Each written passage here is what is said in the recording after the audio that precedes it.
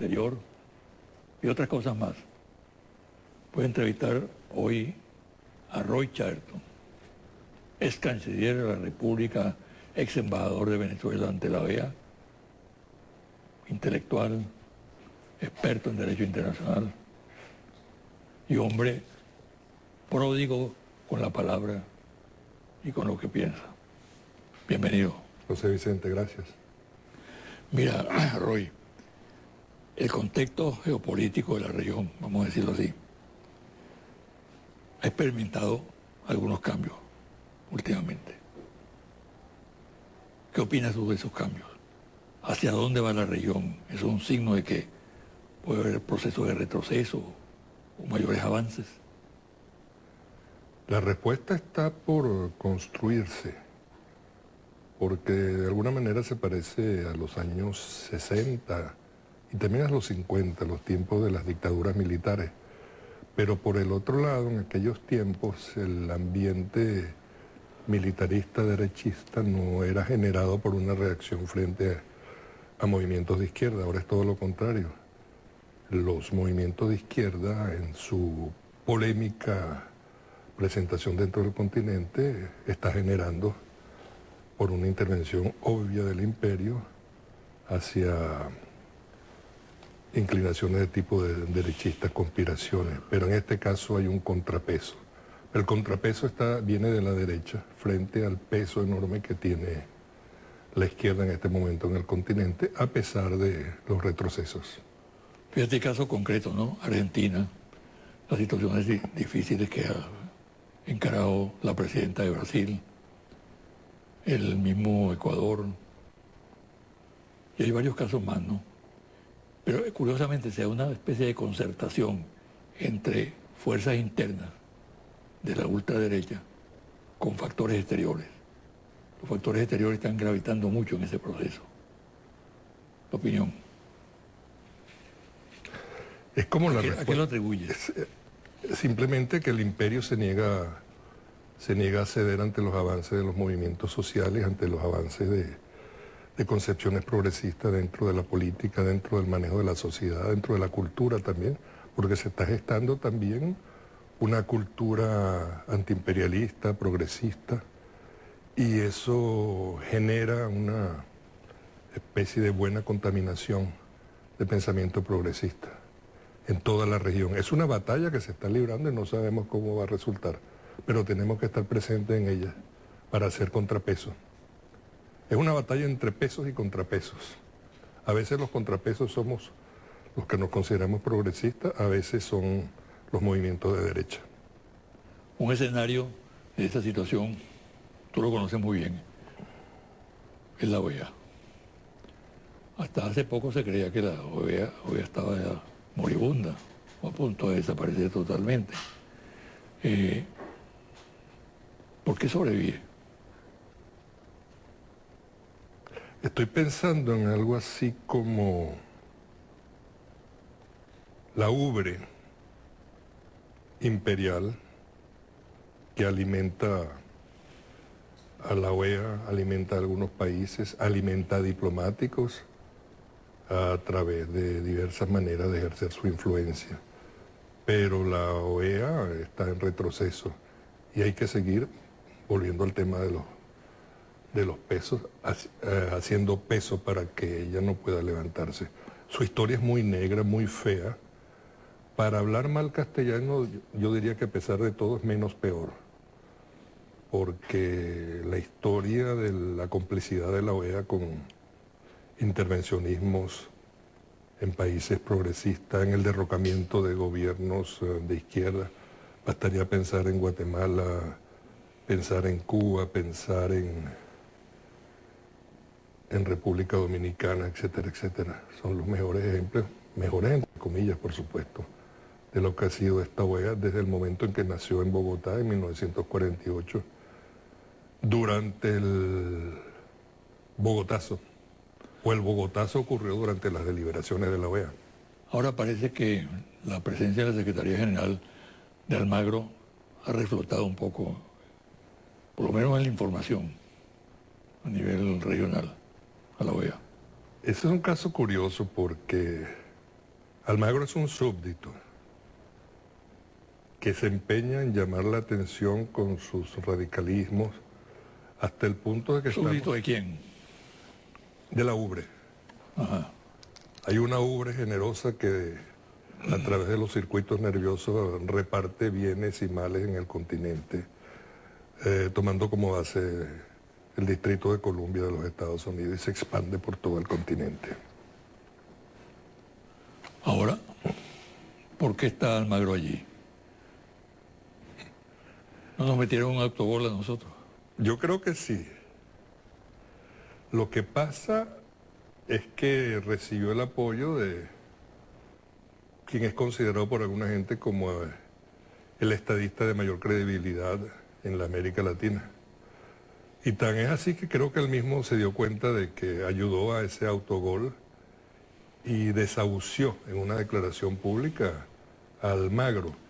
Y yo creo que él inclusive lo mandó al mismísimo por una estación de radio de Montevideo. Recuerda que fue su canciller.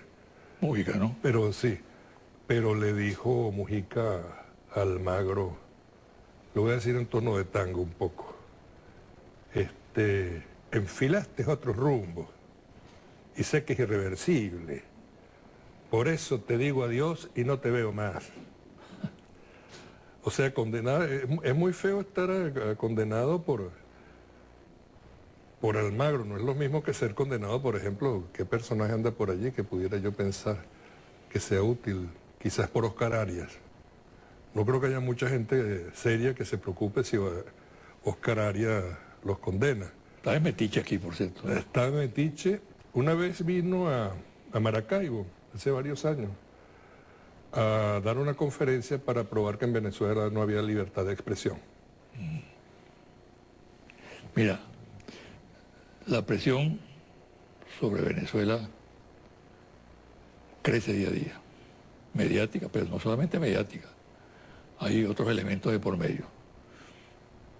Por ejemplo, una cosa que llama la atención en este momento, se reúnen en Jamaica los países caribeños, se reúnen nada más y nada menos con el almirante Pitt, que es el nuevo jefe del Comando Sur, un halcón del Pentágono. ¿Qué signo puede tener esa reunión? ¿O qué lectura hay que darle a esa reunión? Bueno, el imperio busca, yo no diría desesperadamente, pero en todo caso persistentemente, la oportunidad para quebrar a los caribeños. Yo me siento tentado a veces a llamar o calificar a la actitud o la respuesta de los caribeños como heroica. Muy digna, ¿no? Muy digna, muy solidaria con Venezuela en momentos cuando otros se quiebran y nos comienzan a ver desde lejitos. Los caribeños nos dan apoyo moral, apoyo político. Y ya ha habido varios intentos, lo hizo el vicepresidente Biden, convocó a una reunión de la cual salió muy decepcionado porque no estaba en condiciones de ofrecer a los caribeños lo que Venezuela estaba ofreciendo en apoyo sin compromiso político. Y luego el presidente Obama tuvo que hacer una escala en Montego Bay, Jamaica, un día antes de la inauguración de la Cumbre de las Américas, para tratar de suavizar a los caribeños en relación con su actitud sobre Venezuela. Tampoco pudo. Entonces uno tiene que ver con un inmenso respeto a esas democracias caribeñas que no andan extendiendo el brazo o la mano para recibir favores, sino que negocian, resuelven problemas de interés común con mucha dignidad. Pero a pesar de esa dignidad y de los chascos que se ha llevado a Estados Unidos, el imperio, ellos persisten, indudablemente. Yo creo que una lectura de esta reunión en Jamaica con el almirante Pitt es esta. No abandona la idea de quebrar esa actitud de los caribeños. Yo diría que eso es una demostración de sabiduría perversa. ¿Por qué insistir en hacer daño, en desestabilizar a países, como es el caso concreto de Venezuela, por lo tanto no hay que bajar la guardia, hay que estar alerta todo el tiempo, por cualquier lado se nos pueden meter. La paz en Colombia, ¿qué significa para Venezuela? Tú fuiste, por cierto, un factor, porque el presidente Chávez fue un factor determinante en todo ese proceso. Venezuela ha dado una colaboración extraordinaria, a pesar de las provocaciones que muchas veces se producen del otro lado de la frontera. Y tú has participado muy activamente. Ahora, ¿qué significado tiene la paz en Colombia para nosotros? Sí, la respuesta la dejó el propio presidente Chávez y la ha ratificado el presidente Maduro. La paz en Colombia es la paz en Venezuela. Hay mucho mal, mucha exportación perversa que viene de los sectores que han oprimido, que han maltratado, que han abusado de Colombia a lo largo de muchos años. Yo diría que a lo largo de 200 años. Pero cuando aparecen demostraciones muy importantes de sensatez, de visión de Estado, inclusive en eso hay que reconocerle al propio presidente Santos algunos puntos porque ha estado dirigiendo, aceptó. Se está a las puertas de la firma de un Sí, acuerdo. sí, se está cerca, se está cerca. ¿Qué tan Pero cerca? Oficialmente la firma del acuerdo, bueno, estamos a un mes de distancia, ya veremos. Pero luego viene todo un proceso de reconstrucción, porque las guerras siempre comprenden varios niveles. Uno es el nivel de preparación, de ambientación de la guerra, que es lo que algunos pretenden hacer aquí. Luego viene la etapa de destrucción, que es la guerra propiamente dicha, y luego la reconstrucción.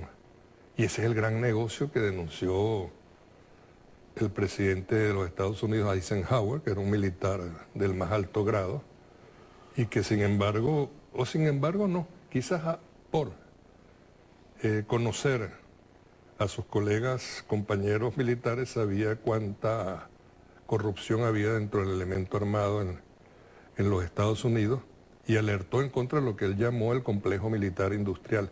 Y eso hay que recordarlo con mucha frecuencia, que ninguno se nos olvide. Una cosa, Roy. ¿No te parece, vamos a poner extraño por lo menos, entre comillas, ¿no?, que estando a las puertas de firmar un acuerdo de paz en Colombia, se esté reequipando la Fuerza Armada Colombiana, estén fortaleciendo sus unidades de combate, incluso colocándolas en zonas fronterizas difíciles, neurálgicas, La Guajira, etc.? Si van a la paz, ¿por qué fortalecen a la Fuerza Armada? Digamos que por si acaso, Por si acaso de que de la reactivación de la guerra interna. no, por si acaso les da por hacérnoslas a nosotros. Es una hipótesis, pero dentro del elemento armado de Colombia hay sectores militaristas, así como hay sectores pacifistas, que hay militares que lo que desean es regresar a su casa, vivir en paz, como también pasa con los guerrilleros colombianos. Gente que está cansada de la guerra, pero hay otros que no. Hay gente que con poder dinero, pero también con poder mediático, que le gustaría poder generar nuevas elevaciones del negocio de la guerra. Entonces hay que estar con grande cuidado porque con la historia de la hipótesis de guerra se puede armar a un país hasta los dientes. Esperemos que el caso no sea ese, pero hay gente viendo ese negocio a futuro. Mira, dentro del libreto del imperio, cuando opta por agredir a algún país, empiezan con la guerra mediática y van escalando poco a poco, hasta que llega la intervención, del caso de Irak, del caso de Libia, etcétera, etcétera. Nosotros estamos siendo objeto de un acelerado proceso destinado a desestabilizar totalmente el país, ¿no?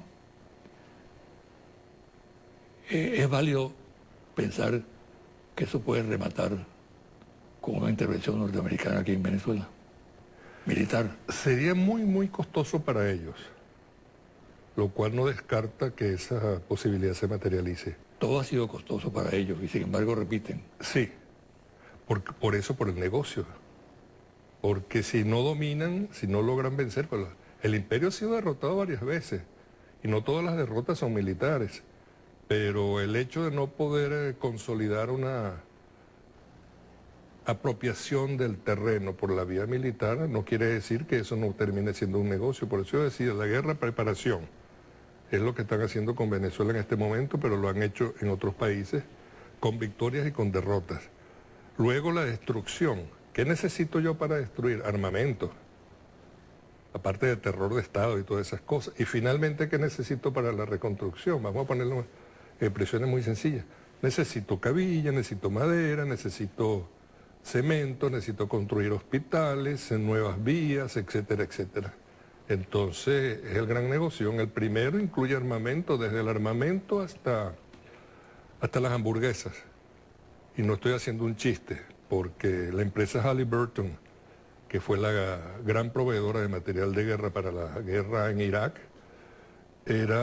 tuvo como vicepresidente, o como presidente en algún momento, al señor Dick Cheney, vicepresidente de los Estados Unidos.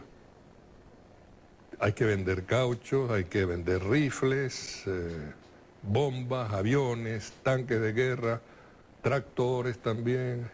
Gran negocio, facilísimo. Te destruye y después reconstruye, por ambos lados. No hay pérdida. Vamos a hacer una pausa. Al regresar vamos a tratar algunos temas internos. ¿Cómo no? ¿No? Inflación, alto costo de la vida, desabastecimiento, las medidas del presidente recién aprobadas, etcétera, etcétera. Sí.